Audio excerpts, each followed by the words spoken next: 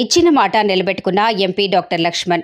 మేడ్చల్ జిల్లా గట్కేసర్ మున్సిపాలిటీలోని గురుకుల పాఠశాలలో గతంలో ఆత్మీయ సమ్మేళన కార్యక్రమంలో పాల్గొన్న రాజ్యసభ సభ్యుడు డాక్టర్ లక్ష్మణ్ పుట్టిన గడ్డకు ఏదో ఒకటి చేయాలనే తపనతో ప్రభుత్వ ఆసుపత్రుల్లో వసతులు లేని గురుకుల పాఠశాలల్లో వసతులు కల్పిస్తారని మాట ఇవ్వటం జరిగింది.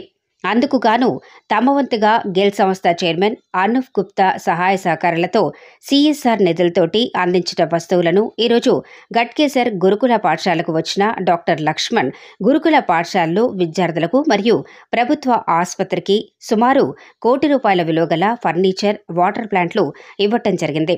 వాటిని ఆయన చేతుల మీదుగా ప్రారంభించారు. తర్వాత తను పుట్టిన గట్కేసర్కు ఏదో ఒకటి చెయ్యాలనే తపన చాలా రోజుల నుండి మనసులో ఉండేది. నేటికి తన వంతుగా తోచిన వరకు సహాయం చేయగలిగాను అని అన్నారు. అలాగే రాష్ట్రంలో ఉన్న గురుకుల పాఠశాలను మరింత అభివృద్ధి చేసే విధంగా చూడాల్సిన బాధ్యత మన ముఖ్యమంత్రి రేవంత్ రెడ్డిపై ఉందన్నారు. అలాగే గురుకుల పాఠశాల భూములు కూడా కాపాడుకోవాలని ఆయన అన్నారు. ఈ కార్యక్రమంలో MPP Enugu Sudarshan Reddy, Ghatkesar municipal chairperson Mulli Pavani Janga Yadav, BJP మాజీ ఎంపీటీసీ నానావత్ బిక్కునాథ్ నాయక్, స్థానిక బీజేపీ, టీఆర్ఎస్ మరియు కాంగ్రెస్ నాయకులు తదితరులు పాల్గొన్నారు. ఢిల్లీకి రాజైన తల్లికి బిడ్డ అన్నట్టు నేను పుట్టిన గడ్డ, నన్ను పెంచినటువంటి ఈ భూమి రుణం తీర్చుకోవాలని నేను రాజ్యసభ సభ్యునిగా ఎన్నికైన తర్వాత ఇక్కడ రామరెడ్డి గారు చొరవ తీసుకొని ఒక ఆత్మీయ సమ్మేళనం ఏర్పాటు చేసినప్పుడు ఈ యొక్క గట్కేసర్ మండలంలో దీర్ఘకాలిక సమస్యలు కొన్ని అపరిష్కృతంగా ఉన్నాయని, మరి ముఖ్యంగా ఈ గురుకుల్ ఆర్య సమాజానికి పెట్టింది పేరు. ఆర్య ప్రతినిధి సభ ఆధ్వర్యంలో దీనికి అయితే 100 ఎకరాల ఆస్తులు, ఇవాళ గట్కేసర్ గురుకుల్లో 26 ఎకరాలు, హైదరాబాదు ప్రాంతంలో నగర నడిబొడ్డు కొన్ని 100 ఎకరాలు, అవన్నీ కూడా అన్యాక్రాంతం అయిపోయినాయి. చివరికి ఒక 100 ఎకరాలు మాత్రం మిగిలింది.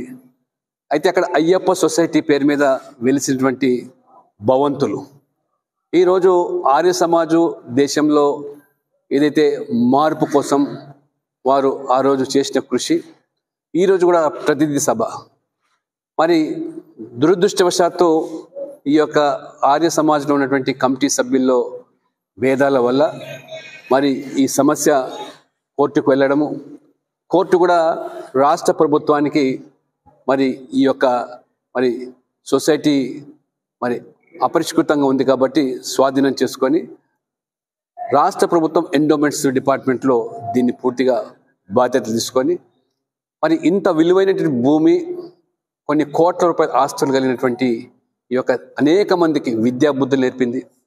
మన ధార్మిక మరి ఏ రకంగా మొత్తం సమాజంలో ఆధ్యాత్మిక చింతన ఇక్కడ గొప్పగా ఈ గట్కేసర్ పెట్టిందే పేరు గురుకుల. మరి ఈ యొక్క రెసిడెన్షియల్గా ఆ రోజు సమాజంలో ముఖ్యంగా యువతను తీర్చిదిద్దడానికి ఆనాడు ఉన్నటువంటి పరిస్థితులకు అనుగుణంగా దేశవ్యాప్తంగా కూడా ఇది చాలా మరి ప్రాచీన్యము ప్రఖ్యాతగాంచింది. అనేక మంది, వందలాది మంది మరి ఈరోజు ఉన్నత స్థాయికి ఎదిగిన వాళ్ళు కూడా ఈ గురుకుల్లో వాళ్ళు విద్యా బుద్ధులు నేర్చుకున్నారు. దురదృష్టవశాత్తు వల్ల ఈ యొక్క కమిటీలో ఉన్నటువంటి భేదాల వల్ల అది ప్రభుత్వానికి దఖలు కావడం.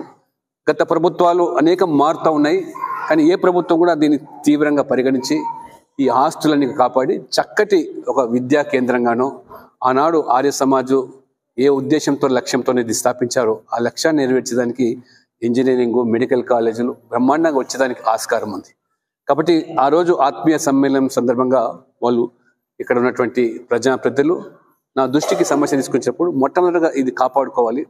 ఇక్కడ ఒక ప్రభుత్వ పాఠశాల, జూనియర్ కాలేజ్ నడుస్తుంది కాబట్టి మౌలిక సదుపాయాలు లేవు, తాగడానికి కూడా నీళ్ళు లేవు, ఫర్నిచర్ లేదని చెప్పినప్పుడు కేంద్ర ప్రభుత్వం సంస్థల ద్వారా మరి ఈరోజు సిఎస్ఆర్ ఫండ్స్ కింద ప్రత్యేకంగా ఢిల్లీ నుంచి మరి ఇక్కడ కొన్ని లక్షల రూపాయలతోని ఇక్కడ ఇవాళ ఒక ఆర్ఓ ప్లాంటు, ఫర్నిచరు, అదే రకంగా గట్కేసర్ ప్రభుత్వ ఆసుపత్రులు కూడా అక్కడ కూడా ఇవాళ అనేకమైనటువంటి కావాల్సిన సదుపాయాలు కల్పిస్తాం. కానీ ప్రభుత్వం కూడా, రాష్ట్ర ప్రభుత్వం కూడా దీన్ని తీవ్రంగా ఆలోచించారు. నేను ఇక్కడ పరిశీలించినప్పుడు 40 మంది పేద విద్యార్థులు మాత్రమే ఈరోజు ఆ బడికి వస్తున్నారు.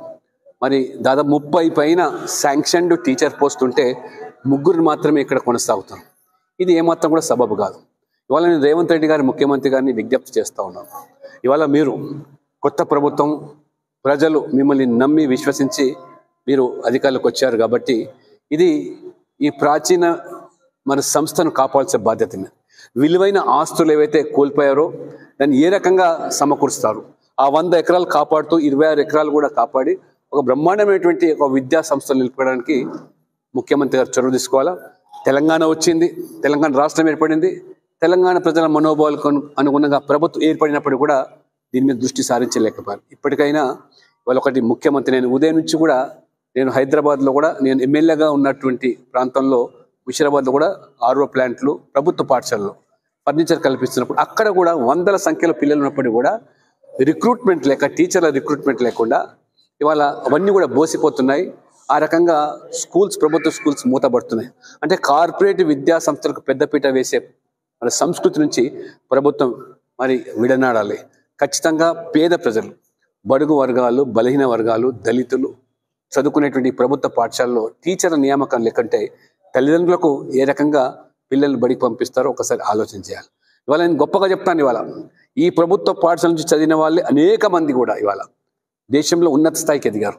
ఏదో ప్రైవేటు కార్పొరేట్ విద్యా సంస్థలో చదివితేనే చదువు అబ్బుతుందని, లేదా అక్కడ నైపుణ్యత, నాణ్యత పెరుగుతున్నది, అది భ్రమ మాత్రమే. అబ్దుల్ కలాం నుంచి మొదలుకుంటే ప్రస్తుత ప్రధానమంత్రి నరేంద్ర మోడీ సైతం కూడా ప్రభుత్వ పాఠశాలలో చదివిన వాళ్ళ. నేను కూడా నా ప్రాథమిక విద్య గట్కేసర్ జిల్లా పరిషత్లో జరిపాను. కాబట్టి ఇవాళ ఉన్నత స్థాయికి ఎదిగిన వాళ్ళందరూ కూడా ప్రభుత్వ పాఠశాలలు విస్మరించడం అంటే అంతకంటే మించి మరి సమాజానికి ద్రోహం ఏది కాదు. కాబట్టి ప్రైవేటు విద్యా సంస్థలకు మరి కొమ్ము కాసే విధంగా కాకుండా విధానాల్లో, ఆలోచనలో మార్పు రావాలి. ఖచ్చితంగా ఈ గురుకుల్లో ఉన్నటువంటి ప్రభుత్వ పాఠశాలను కాపాడాలంటే టీచర్ల నియామకం వెంటనే జరపాలా. జిల్లా పరిషత్ హై స్కూల్లో కూడా అదే పరిస్థితి, అన్ని హైదరాబాద్లో కూడా పరిస్థితి అదే ఉంది. కాబట్టి దాని మీద దృష్టి సారించాలి. రెండవది, నేను పార్లమెంట్ సభ్యునిగా కూడా ఖచ్చితంగా ఈ అంశాన్ని ఎక్కడ అవకాశం ఉంటే అక్కడ లేవనెత్తాను. ముఖ్యమంత్రి దృష్టి కూడా నేను తీసుకెళ్తాను. ఈ గురుకుల్ సంస్థకు సంబంధించినటువంటి బన్సీలాల్ వ్యాస్ గారు, ఇప్పుడే వారిని స్మరించుకున్నాం, వారికి నిజంగా నివాళులర్పించాం. వారు ఏ ఉద్దేశంతో స్థాపించారో ఆ లక్ష్యం నెరవేరాలి. ఈనాటి యువత కూడా గట్కేసర్ మండలంలో వాళ్ళందరూ కూడా పార్టీలకు అతీతంగా ఇక్కడ ఉన్న వాళ్ళందరూ కూడా కోరుకుంటుంది ఈ గురుకుల్ సంస్థను, విద్యా సంస్థను కాపాడాలి. చక్కటి విద్యా సంస్థను నెలకొని ఏ రకంగా ఆ రోజు గురుకుల్ పాఠశాలలు అంటే ఇక్కడ చదువుకున్న వాళ్ళు ఎంత విద్యా బుద్ధులు నేర్చుకొని సమాజానికి వాళ్ళు తలమానికగా ఎదిగినారో దాన్ని మనం గొప్పగా ఇక్కడ మరి హోమాలు జరిగేది. ఆ రకంగా గొప్పగా ఇక్కడ ఉన్నటువంటి ప్రాంతానికి ఒక ప్రాచీన చరిత్ర ఉంది కాబట్టి దాన్ని కాపాడాల్సిన బాధ్యత. చరిత్ర లేకపోతే, చరిత్ర విస్మరిస్తే మన తరాలకు భవిష్యత్తు ఉండదు. కాబట్టి ఇప్పటికైనా మన పాలకులు దృష్టి సారించాలి. నేను నా వంతు బాధ్యతగా ఇంతకుముందు చెప్పినట్టుగా నేను పుట్టిన గడ్డకు సేవ చేయాలనే సంకల్పంతోనే మరి ఈరోజు MMTS సెకండ్ ఫేజు గట్కేసర్ వరకు తరలించాలని చెప్పి ఆనాడు విజ్ఞప్తి చేస్తే మన సుదర్శన్ రెడ్డి గారు ఎంపీపీగా ఢిల్లీకి వచ్చినప్పుడు నేను రైల్వే మంత్రితో వారితో మాట్లాడి ప్రత్యేకంగా వారి దృష్టి తీసుకొచ్చి అది కూడా మొన్ననే ప్రధానమంత్రి స్వయంగా మొన్న ప్రారంభం చేశారు. నేను మరి హైదరాబాద్లో ప్రధానమంత్రి ఉన్నప్పుడు గట్కేసర్ పేరు మీద మోదీ గారు నిజంగా ఆ రైల్వే స్టేషన్ జెండా ఊపినప్పుడు నిజంగా నాకు ఒక గొప్ప అనుభూతి. అంటే నేను పుట్టిన గడ్డకు సేవలు అందించే అవకాశం కలిగింది. ప్రధానమంత్రి ద్వారా దీన్ని ప్రారంభోత్సవం చేయగలిగాను. అదే రకంగా అనేక సమస్యలు గతంలో చైర్మన్ గారు మన ఎంపీపీ తెచ్చినప్పుడు ఢిల్లీ నితిన్ గడ్కరీ గారు కూడా మనకున్నట్టు ROB కానివ్వండి, అండర్ పాస్ కానివ్వండి, అవి కూడా పరిశీలించి వాటిని కూడా మంజూరు చేయించాం. 3 అన్నోజిగూడ కానీ, అంక్షాపూర్ కానివ్వండి, గట్కేసర్లు, ఈ 3 కూడా మరి ROBలు కూడా త్వరలో ప్రారంభమవుతున్నాయి. టెండర్లు కూడా కాల్ఫర్ అయిపోయినాయి. ఇంకా ఇటువంటి సమస్యలు ఏ ఉన్నా కానీ నేను అందరూ కూడా ప్రజాప్రతినిధులు, అనేక మంది వాళ్ళ సీనియర్లు, పెద్దలు ఇక్కడ మాకు అనేక మంది మార్గదర్శనం చేశారు.